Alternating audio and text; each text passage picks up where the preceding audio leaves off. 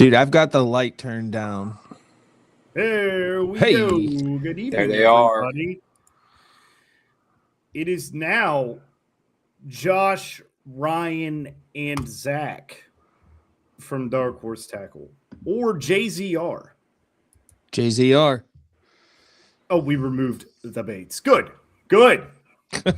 Good. We don't want to show our hand right off the bat, and we got to have Well, surprises.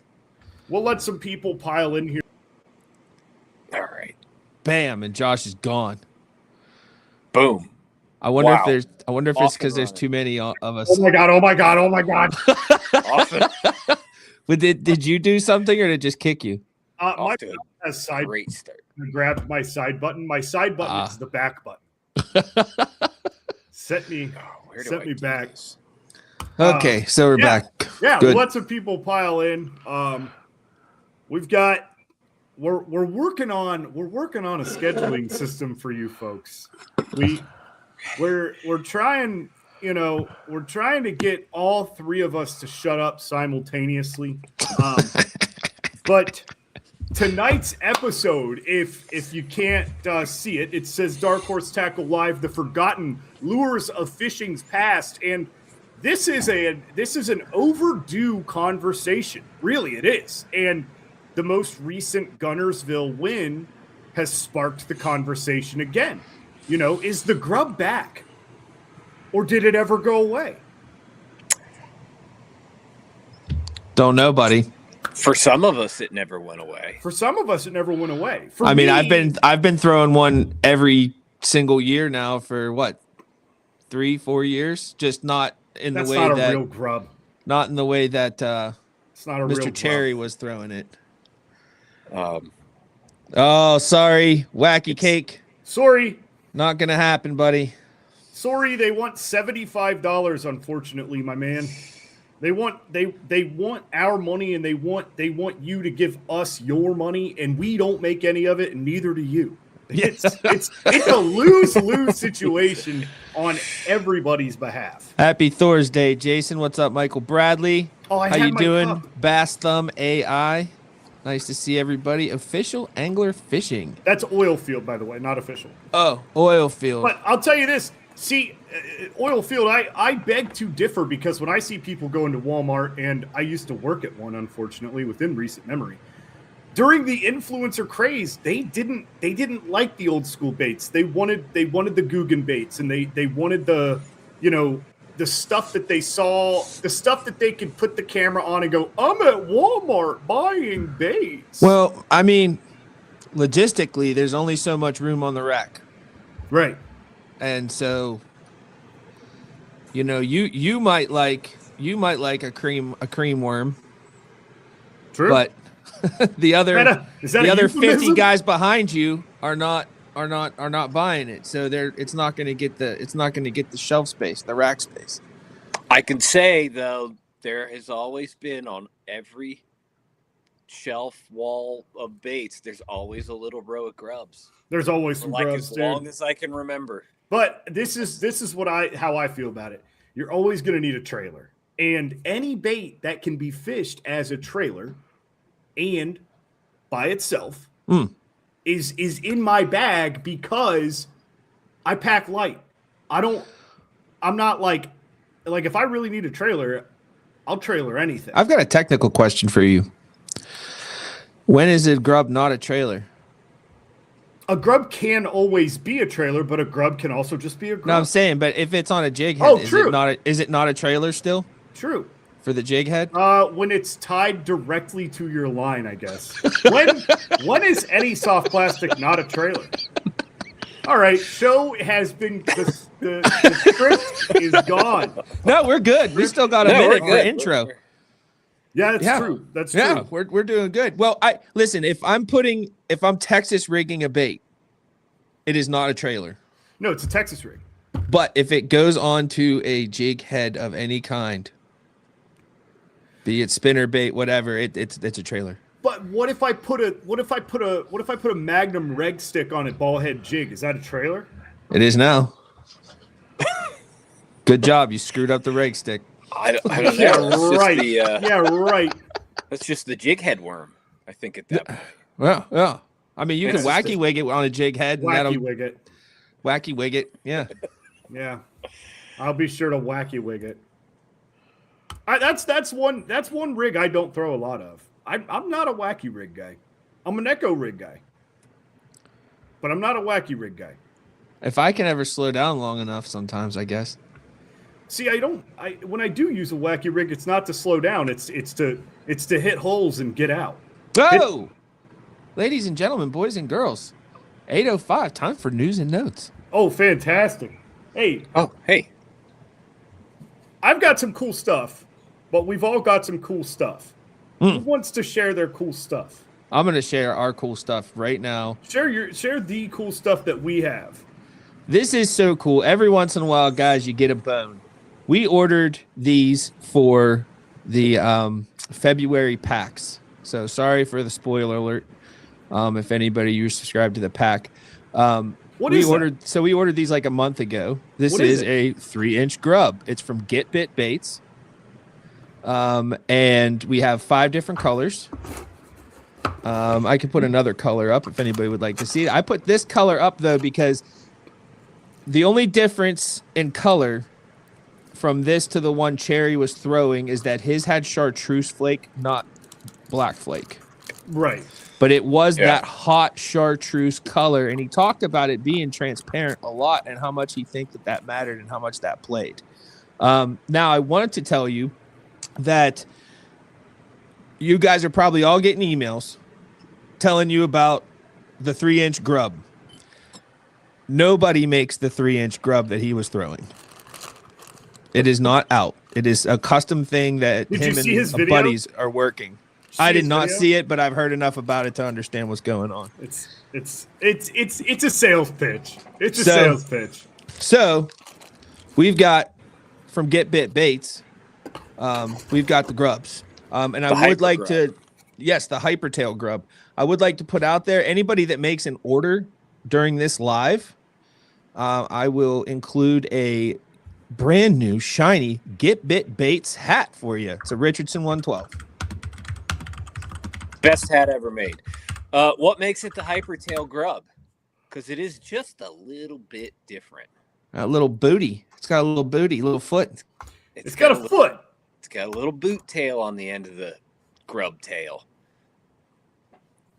Free hat with any order. Woohoo! During the live only. During the live only. Yeah. Well, I mean, that's going to go away, you know? That's going to go away. It's true. So, anywho, Josh, you said you got something to show us. Dude, I'm really excited because tackle storage solutions excite me. As a guy who, even when I do fish in a bass boat, I have a school book bag coming with me. I'm not a big packer. I like 2 boxes at most, and then just like nothing but soft plastics. Relatively simple guy. So I recently purchased a Ballistics 3.7. This is a 3700 sized tackle tote right here, tackle box, if you will. And, throughout the months, we've been, Dark Horse Tackle has been, following this guy who makes his own. They are snug too. There we go. He makes his own 3700 size inserts for hard baits. The company is called Slot Tech, and he's got himself a jerk bait slot right here.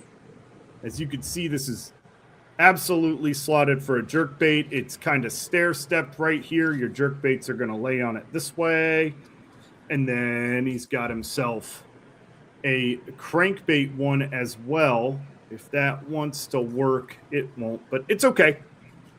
But yep, this will hold 4 crankbaits per pod, depending on how big they are. I'd say this could probably hold 4 Black Label peanuts per pod.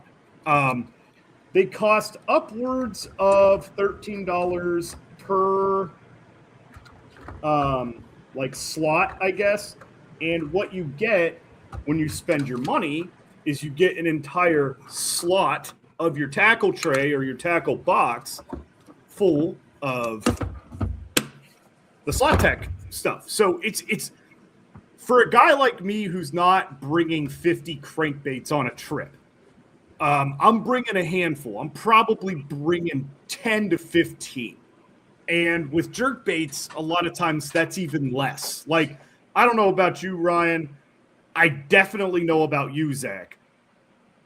I don't know how many hard baits as in regards to crankbaits and jerk baits you guys are actually bringing. But like I said, like for me, it might be 10 to 15 total. Yeah. For me, jerk baits, it's 6. Like if I know I'm jerk bait fishing, it's going to be 6. That's Nice. Two kind of shallow, 2 mid-depth, 2 deep divers. Yeah. That's mostly just to have a backup. In a dark and a light, right? Like something yeah, crawdad flavored, like something shad. Yeah. Or something chrome, like whatever it is. Crankbaits, very similar, like 6, 8. And usually that's to cover, just the range of depths and have a backup if you snag one, bust one off. Well, with that system though, you can just have 2 rows. Exactly. Which is nice. Yeah. In the way I like to fish with that, usually when I'm kayak fishing, that's the only tray I have. That's the only tackle box I have. So if I have, if I'm only taking 3 jerk baits, I only have to put in 1 tray. So I can just put 3 jerk baits in there. They're nice and snug. They're not going to get wrapped up with each other. None of that's going to happen. I can do the same with crankbaits. I'm only bringing 8 crankbaits. I leave with the slot tech trays in there, and then I fill it with jigs, or I block it off and put some hooks in there, whatever it may be. It's a very affordable, and it is a very time cost effective option. Time will always be your enemy. Whether it's enemy number 1 or enemy number 10, time is always against you. So I mean, if you're you don't even have to be a tournament angler to understand time is still against you. They might, you might have just hopped on them and they're biting and they're going nuts. Like, do you really want to sit there and wrestle with your best bite window the whole day is the next 45 minutes? Let's say I'm throwing a Mr. Handsome peanut, also known as it's Ladies Man, also known as Ladies Man, and I've got one here. And I'm one of those guys that has 4 of every color, right? I've got one tied on, I've got one here, I've got one here, and I've got one here. I break off Ladies Man. All I have to do is just grab it. I'm not grabbing 5 at a time and going, man. Right. These BKK hooks. A little announcement to go along with this. Coming up probably towards the beginning of next month, you will be able to get slot tech on darkhorsetackle.com. Yep, we are believers, man. Listen, I'm a tackle fanatic. I'm an innovation guy. I'm a big innovation guy. And when I see something new that nobody else has made that offers a solution at a very effective price, I jumped on it. Like I had to. I hit the dude up and I'm like, what do I have to do? And at the time, he's like, look, man, your best bet is just to wait for opening day. And I'm like, then I'll wait for opening day. So, 5 a.m, opening day, I bought myself, it was, I think, $12.95 a piece. And the ballistic box from Evolution was only $24.99. So for under $50, you can save yourself a lot of time and a lot of money and a lot of frustration by purchasing a very modular, customizable system, which you can't, I don't know, man. It's hard to say no to something. So speaking of saving time and money, another company we work with that is on darkhorsetackle.com, these guys right here, Naqua. I cannot tell you how much time and money this thing saves me. Yes. They're waterproof when hooked up properly.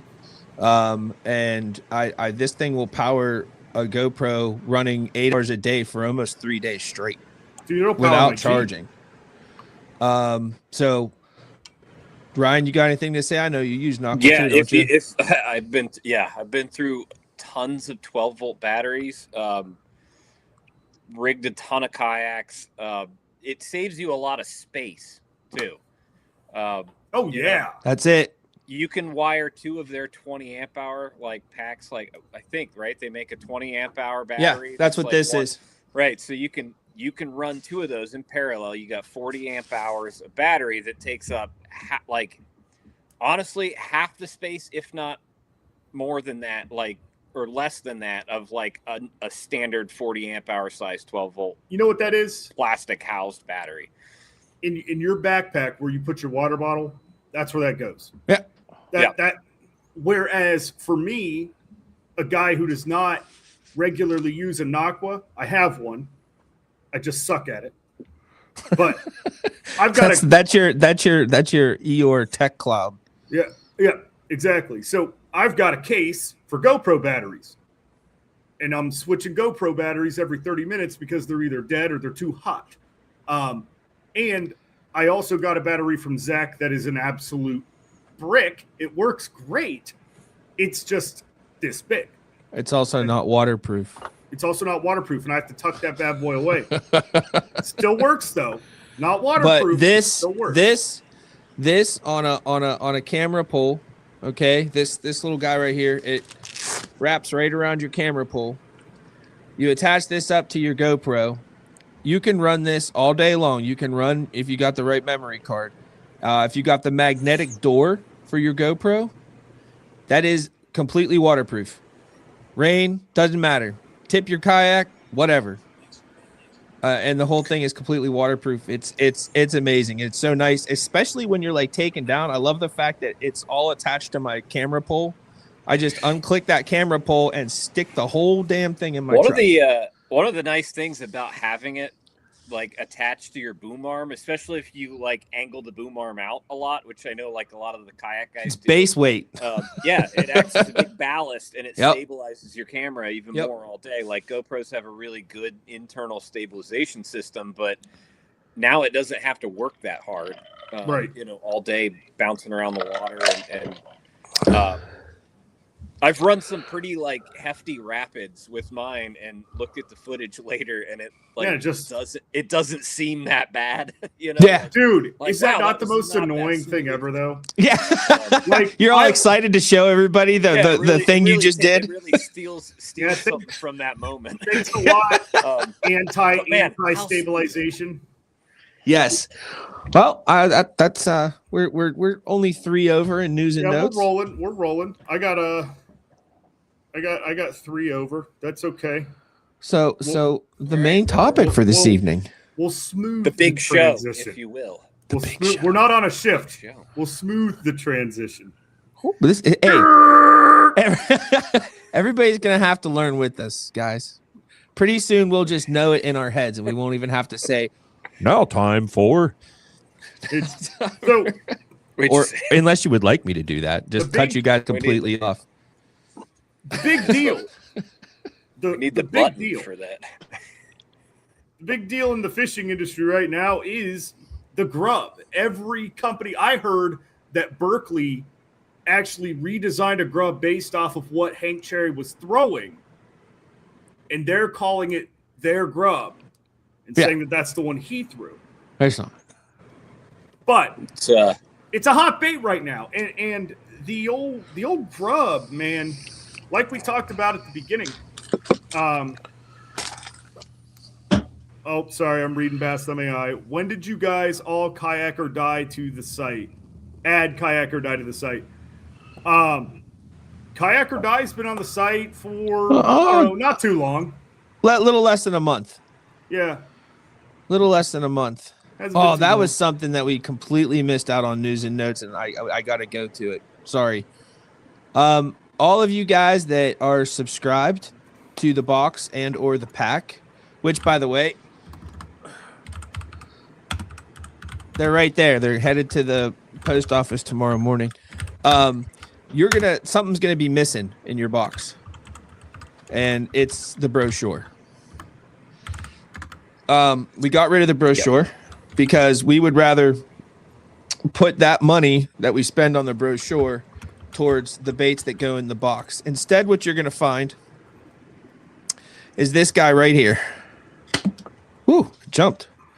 Okay, you're going to find this card, and that's just a QR code. The brochure will be digital. Not only digital, but interactive. Interactive. There is a tickle. Yeah.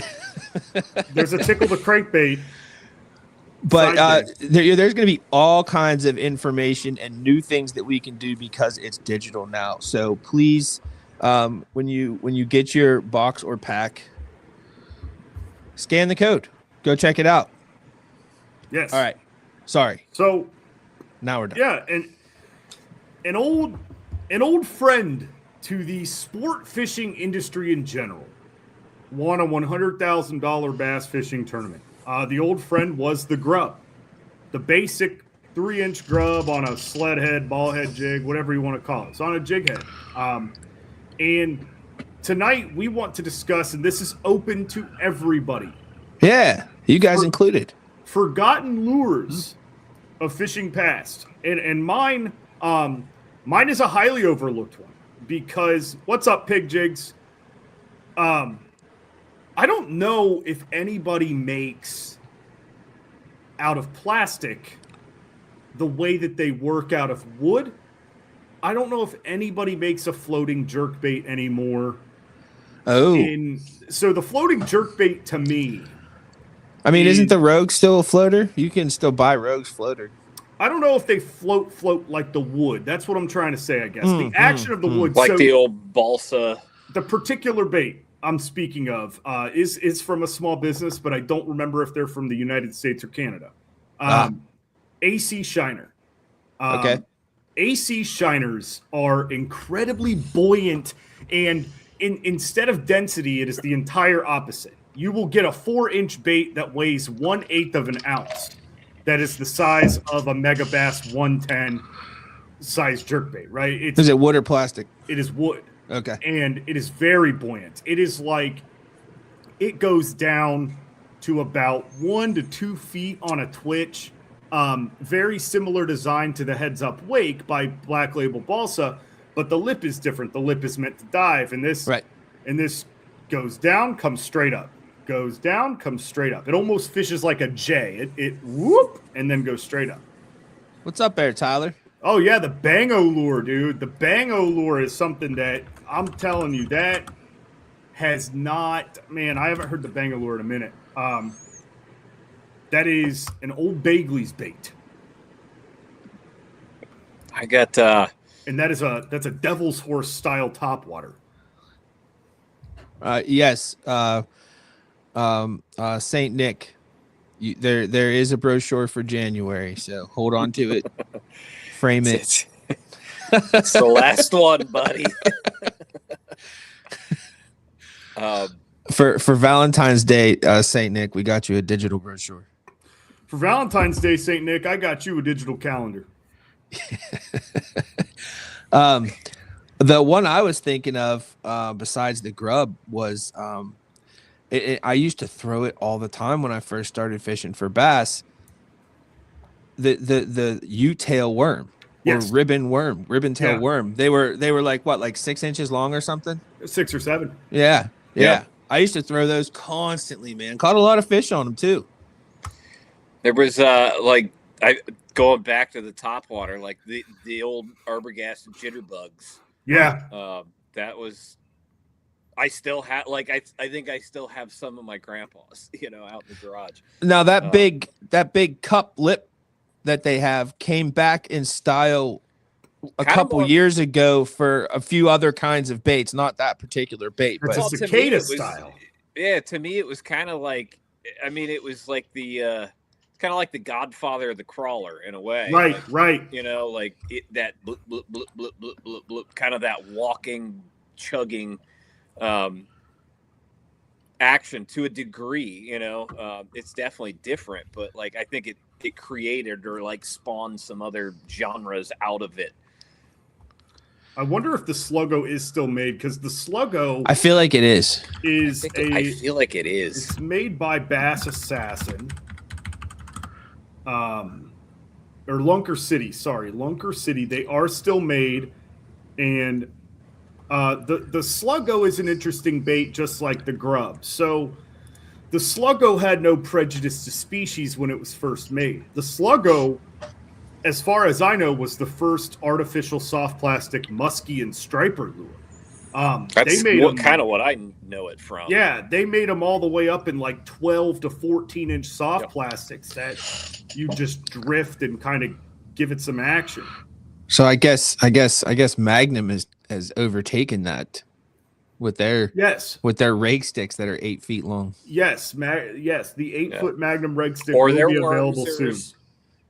Or the Wormsers. Does Lunker City, is that the same people that make the salad spoon?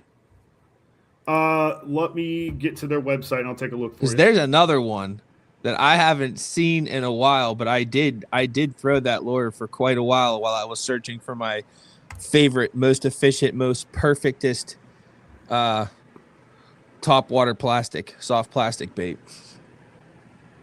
Salad spoon was okay. Not my favorite, but it was okay. The salad spoon. I swear that's what it was called. No, it makes sense. Yes. Same company? Lunker City, yep. Yeah. Do they make them still? They sure do. That's wild, man. That's a cool looking bait, though. I mean, realistically, that bait is just if a grub and a freaking minnow style bait had a baby. That's what that is. Like it looks just. There's like no top to it though. It's all belly. Yeah. Right? Yeah. Yeah. Interesting bait. Yeah. What else? Anybody? Oh, we got Magnum Beetle Spin. Big old beetle spin. Beetle spins. Listen, man, the spinner bait category in baits has ultimately gone forgotten, but spinner baits, I think, on a top 10 list, spinner bait is like 10 right now. But as far as the effectiveness goes, it's top 3. I'm dying on that hill. What'd you have to? What were you? You were getting ready to say something, Ryan? Oh, South Detroit's got another one. The Little Red Devil, I know. Swedish Pimple's a new one on me. Swedish Pimple is an ice fishing jig. Okay. Yeah, he also said this, which I'm not sure if this is an innuendo or what are we getting at here? Uncle Josh pork trailers. Pork skin worms. I think it was the same. If I recall, it was like my iPad's about to die. I'll be right back. All right. Like the same idea as the pork chunk trailers, but it was just a long, thin strip of pork skin. Yes. Versus Oh man, I'm trying to think. Yeah, the little red devils. I mean, spoons are making a comeback, but I guess your specific little red devil, like, I like the specificity of it. But spoons are in like the similar category to a spinnerbait. Like spoons and spinnerbaits can be used all year long. They just aren't talked about that much. And a lot of pros are throwing both. A lot of big dogs are throwing both. I love a spoon bite. Absolutely love it. The spoon is like, for me, that's like one bait that got me into winter fishing. It's like just a little 2-inch hammered out spoon. It's funny. I fish them more in like the dead of summer on like bluffs, like lake ledges, bluff walls and stuff. Like probably more than any other time. Yeah, the bite is crazy. I've had some interesting ideas with those recently too. Of like, man, like that's a huge heavy hunk of metal. Like, what would happen if I threw that into whitewater or what? Like some ideas. One technique I learned from throwing spoons is this guy was fishing deep 25 foot weed patches. And he'd take a spoon that was like 3 inches long, but real skinny. Yeah. He'd attach an O-ring to it, and then he'd put a Texas rig hook on it, and he'd flip with that. And that spoon caused flash in the bait. It's a specific rig but that's a lot of. I mean, it's not terribly dissimilar from just flipping spoons on marina, like floating marina docks and stuff like that. With the big flutter spoons. What about the flatfish? Oh, the flatfish. I haven't thought about that in a minute. The lazy Ikes. The lazy Ike. Lazy Ike, dude, I'm telling you, man, somebody needs to come out with that thing because, like, imagine if alternative lures made a lazy Ike, I'd have somebody paint them. Oh yeah, Like, 100%.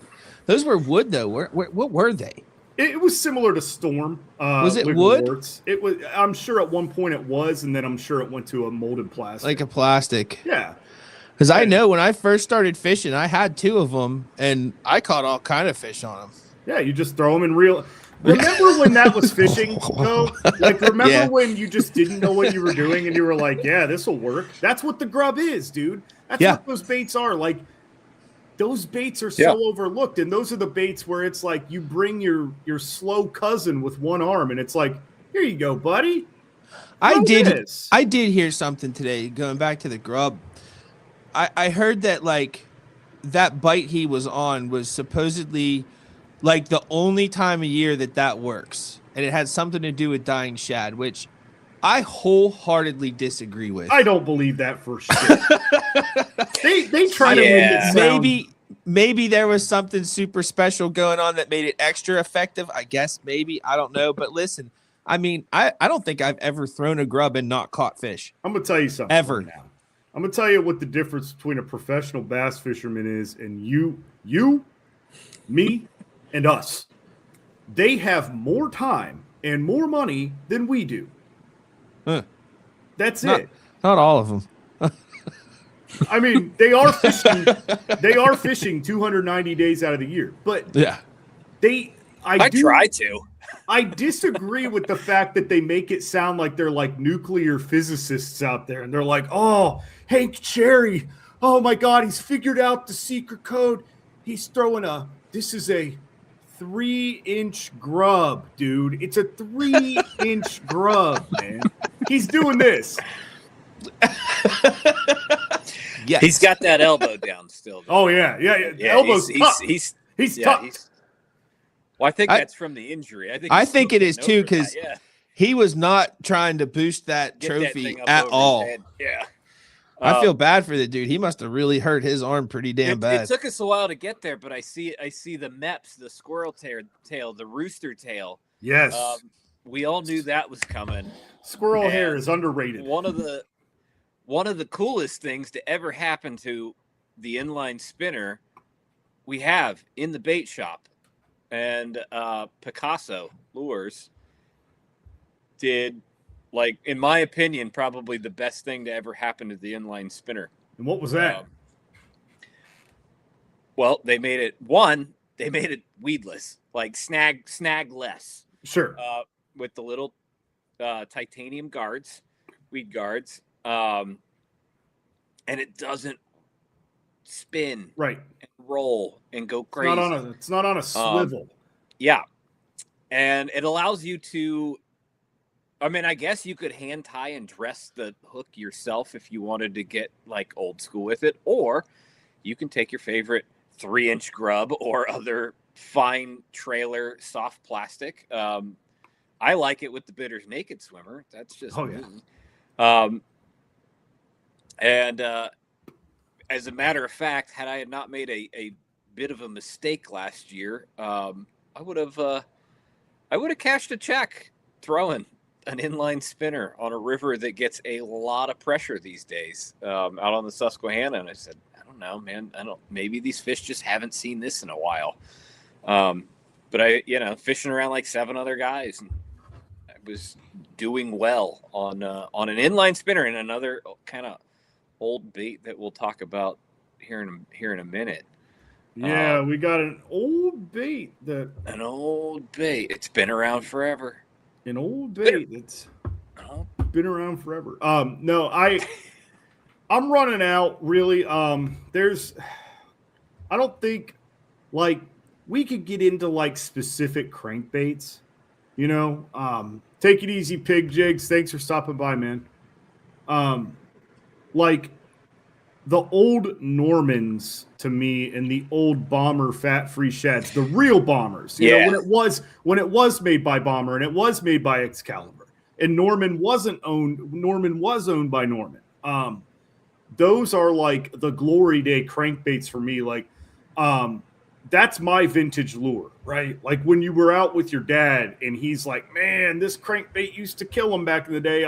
There's going to be a day where I walk in and see a Norman DBN on the shelf and my old ass is going to be like, oh man, you wouldn't believe the fish I used to catch on this stupid thing. That's like, you know, I mean, it immediately makes me think of like I can picture like the old copper colored, like off-white stained plastic trays of the old, like my grandpa's old tackle box. And it was like, you know, like the tiny torpedoes and the creek chub, you know, lure company stuff. Yep. The old wooden baits. Yeah. Which, you know, I think there is some takeaway from the grub on Guntersville. And that is like, are these old baits, like, have they, are they going to recycle? Because they're new again. We quit throwing them. You know, so many of us quit throwing them for so long. Are we going to see a resurgence of all these things? I mean, it's kind of like it's almost a new bait again. You know,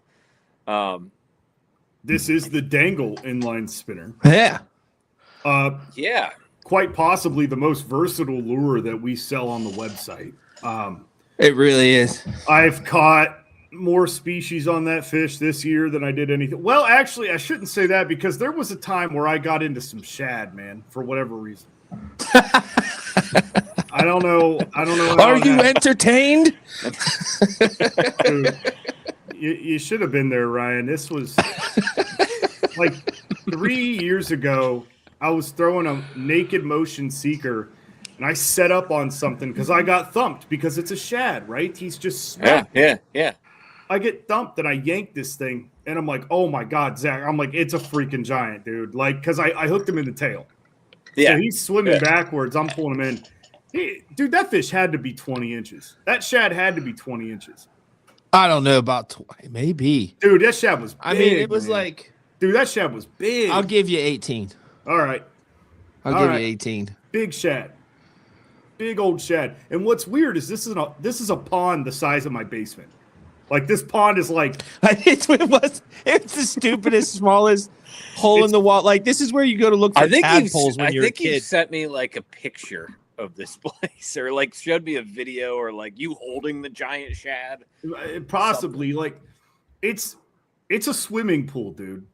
It's like a 6 foot deep swimming pool, and it's got one deep pocket that, like, if you were to fish it right now, your best bet is to stand on the shallow end and throw all the way to the deep end, which you can do.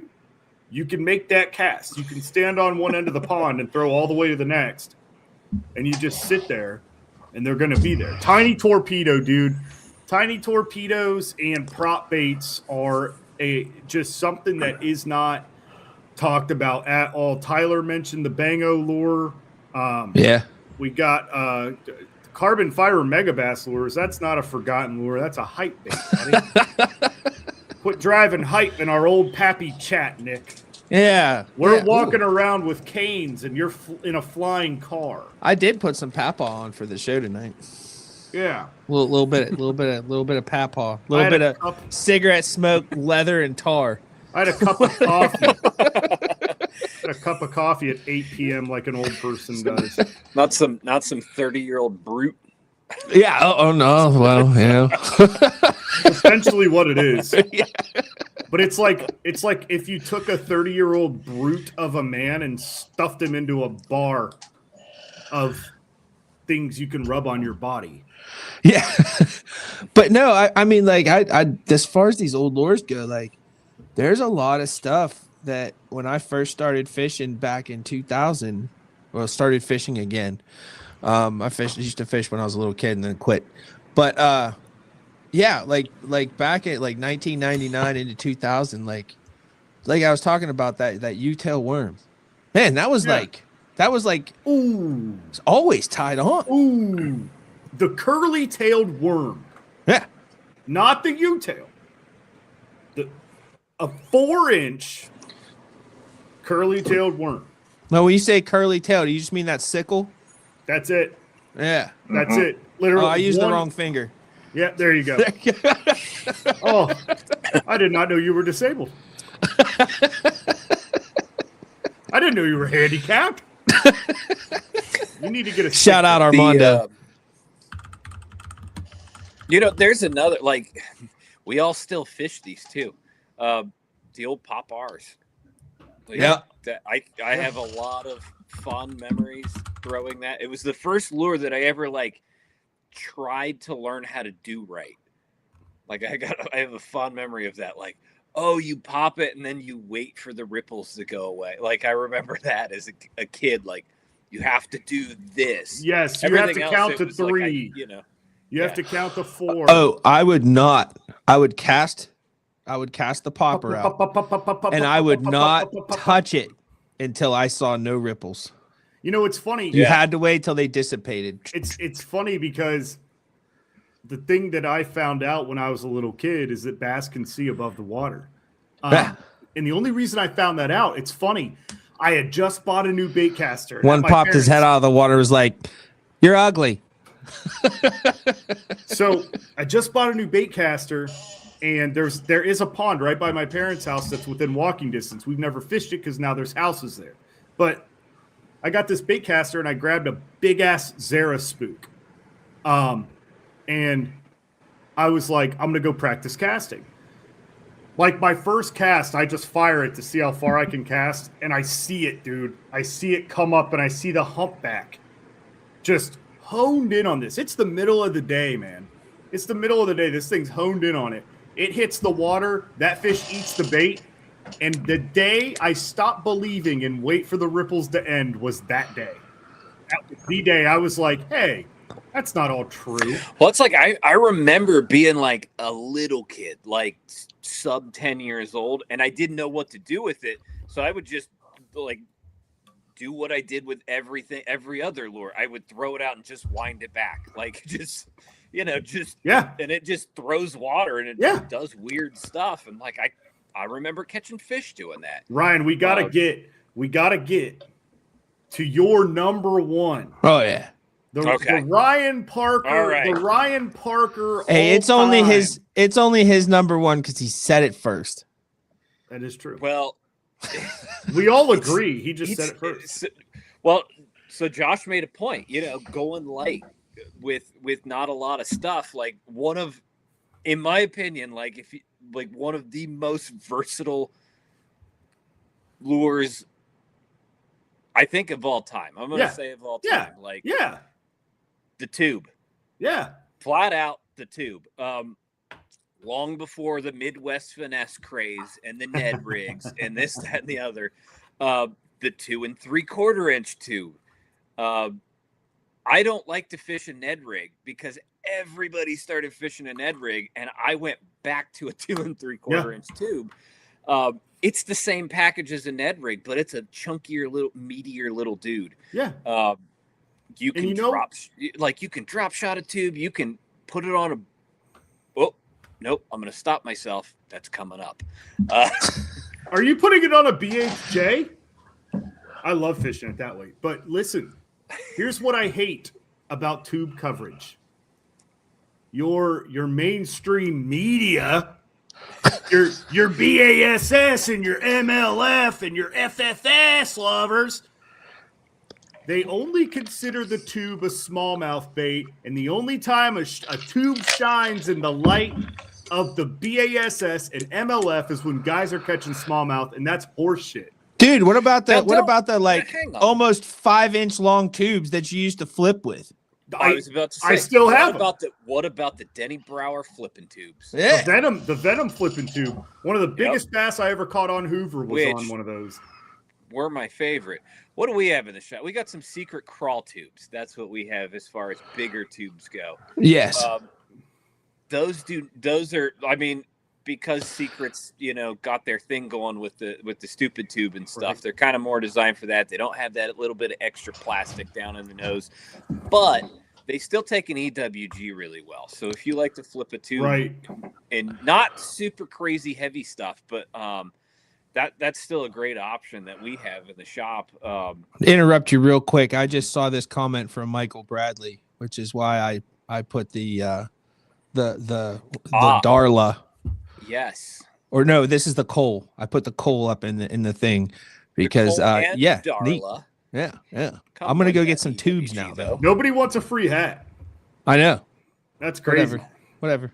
We didn't say you had to spend $100. We just said free hat with your order. Hey, what if they buy Get Bit tubes? I like that. I'm about to go get one. Also, because we got 2 3/4. So you know what's a really great winter bait? A 2 3/4 inch Get Bit tube. So what's your tip? So what's my tip? Fish a tube. How? Ooh, all sorts of ways. I think it's an like we've talked about a few. Like, yeah, it's a good smallmouth bait. It's a good flipping bait for largemouth. I love snapping them out of grass, but one of my favorite ways to fish it here coming up soon, like pre-spawn when the fish start roaming the flats, covering water with a tube. I put them on belly weighted swim bait hooks, lightweight, like 16th, 8th, and I work them like you can burn them, fish it a lot like a fluke, twitch it, burn it, like you can just cover water with them. But they because it's it's still a little bit hollow, those things like just slow sink, but just the design of them, like they dart, they look crazy, they kind of just, they don't look like anything, but they look like everything. They look like everything a fish eats, but doesn't really particularly look like anything at all. The tube, the fluke, and the 5-inch reg stick. Those are like your OG choppy soft plastics. Like you can chop the crap out of them, and you can get them to go left and right. There was an old segment in a Bassmaster magazine I read with Mike Iaconelli as the editor, I guess. Cranking tubes. And I didn't believe it until it started working. And the second I found out, the second I read this, I started doing it. But basically the concept is, however you've got your tube rigged, if you're bottom fishing it, once you get, to that point where you reel in, just kind of crank it. And it was so dumb because I'm sitting there flipping a bush and I'm out of the bush and I'm like, all right. And I just start twitching it and reeling it, and a fish just boils on it. And I'm like, you gotta be kidding me. This is so stupid. So dumb. I'm 18 feet away from this bush and my boat's 30 feet away from the bush. We're in the middle of nowhere, but the fish obviously was in the bush, followed the tube, but where somebody would typically go, well, I'm out of the bush, time to continue flipping. You just sit there and give it some action like it's running away, and that's obviously why the fish bit. It's so dumb. I love the tube. We got an Instagram one. What do you think about the Kitech Salty Core tube from Weird Bait Club? I've honestly never fished them because every tube I've ever fished has been so loaded with salt. I've never considered. As you can see, loaded with salt. I've completely destroyed my nice velvety black backdrop. It'll never be the same again. I spent like 15 minutes before the show using tape to get all the little whiteys off of it. A couple the tackle tip tonight is a couple. Get them whiteys out of here. I cracked myself up. A couple different tube rigging tips. Outside of the normal way, and so the first one is try a weighted swim bait hook. Yeah. And fish it mid column, upper and mid column. Is that your cat? Nope. That's the other way. The other way that I really like to fish it, that's a little outside of the ordinary for tube fishing, is I'll put it on your EWG style, Ned type jigs. I've come to really like the They're in transition. Brazalo makes them, the Smalley balls, but after the expo, we found out that they will be sold by J Bros. Oh, with the little Yep. the little rugby head. Yep. You stuffing that in there? No. It's on the I outside? will rig that normal. So when you put the jig head inside the tube, that's when you get the erratic death spiral type action out of it. When you put the weight outside of that nose, it drops like a bullet. So in the summertime, and when fish are a lot more active, I tend to go that route. Because mostly, I fish a lot of current, and I think we all know that at this point. But it gets down in current and it drifts and tumbles better, in my opinion. Nice. In the wintertime, when the water really cools down, I really like to go back to a more traditional internal weighted tube. Two big reasons on that is an internal weight covers your jig head with the soft plastic. It becomes a very natural presentation, but in my opinion, it also allows you to get away with more weight that gives you a better connection to the bait, which in real light bite winter stuff like that can you've got a buffer. Maker. You've got a buffer from that lead or that tungsten or whatever you got on there from it banging up against rocks and stuff. Right. Absolutely. It's awesome. The bang up. I will always prefer lead on tubes. You are down in rocks and stuff like that, and lead will allow you to pull it out of rock cracks. You can shape the lead to get things out of those cracks, where tungsten, you just wedge it in there. Yeah, you're done. That's a few. There we go. That's tackle tips of the night. Well, I'm gonna add to it. Listen, Sure. Tubes, it's got a big hole in it. You can put stuff in there. You can put earplugs in there. You can put rattles in there. You can do all kind of wild stuff. They're great on wobble heads, and I will shove a soft earplug in there because it doesn't get in the way of an EWG, the bigger stuff on the wobble heads. But that way, when you stop, it gives you that defensive posture. But the nice thing about a tube is it doesn't have pinchers. So the bass that are used to seeing that posture from a crawdad, they don't get pinchers, and they say, "Oh, this guy can't really defend himself. I think I'm just gonna eat him." He's got a bum finger. Let's get him. I feel like out of all the forage that bass eat, I feel like the crawdad is the most examined. I feel like because shad is a reaction, right? You see that flash, you go. Yeah, it's always like that. But every time I see bass react to a crawl style bait, it's always, and then they're like. You're like a standoff, like a spaghetti western. Yeah, what are you gonna do?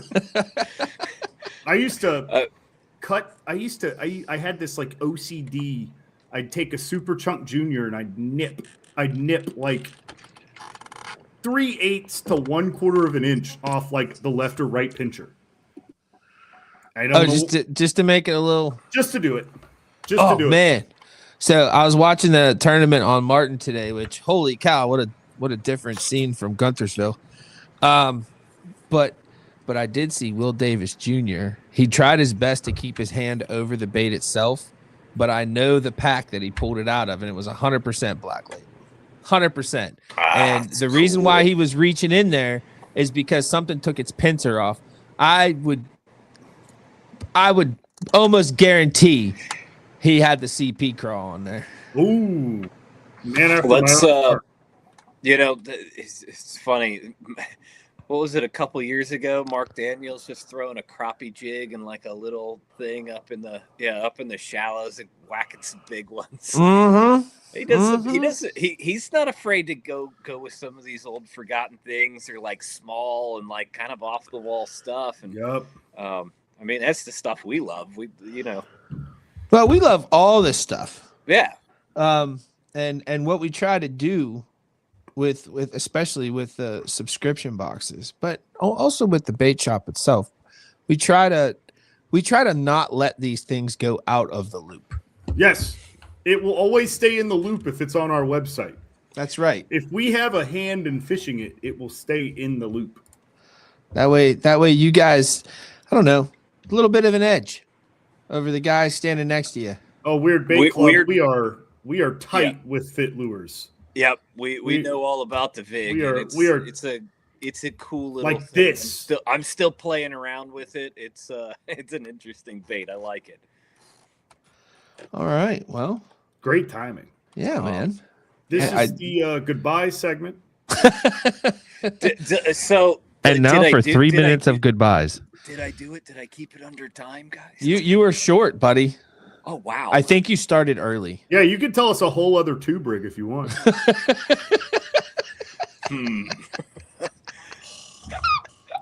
Blue Rock earlier this week was asking about clipping one pitcher. I don't clip a whole pitcher. I do have another tube rig if you want it. It's the Carolina rig. Similar, but Forgotten. A little bit of a variant off of a drop shot. Nah, Mark Davis only throws Carolina rigs with a 3-way splitter. Right, you got your dropper weight, and then you got like a 12 to 16-inch leader with a tube. So you're a foot or two off the bottom, but then it allows that tube to just go crazy. A couple. Feet up. That's the AI's doing a Scooby-Doo impression. Yeah, we don't talk about that kind of stuff on this show, buddy. Rose rigging a room, Raggy. Anyway, especially if you are a current-driven angler, Great Lakes guys, river people, if you want to hang something in current seams and stuff, maybe try that little dropper rig with a tube on a leader a couple feet up. Just a couple feet. Yeah, but like 2.5 feet, 2 feet up. It just gets. Can you go over it one more time? I wasn't paying attention. I'm not being a jerk. Seriously. Tie down, 3-way splitter. Go down like a 1 to 2 feet off on your weight end. The upper one, weightless tube. There you weightless. That might be a banger on the St. Lawrence, man. So I bet you it would. When you have a lot of current stuff. The long Tokyo rig. Would that be the wrong Tokyo rig? Tokyo.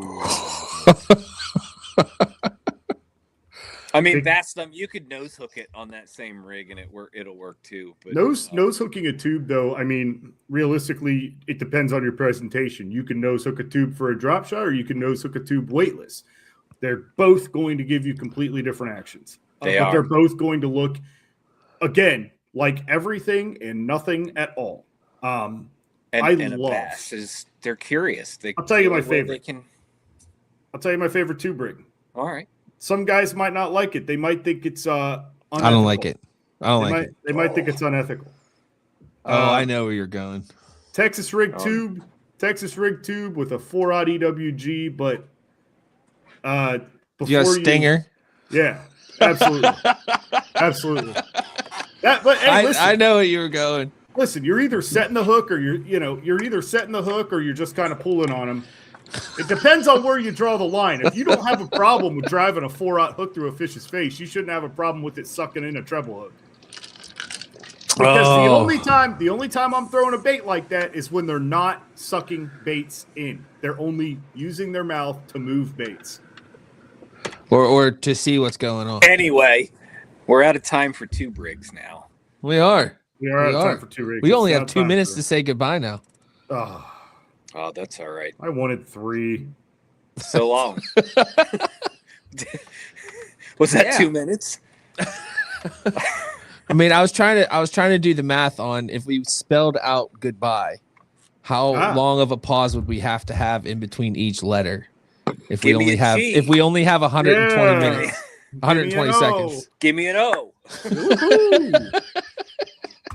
Hey, listen.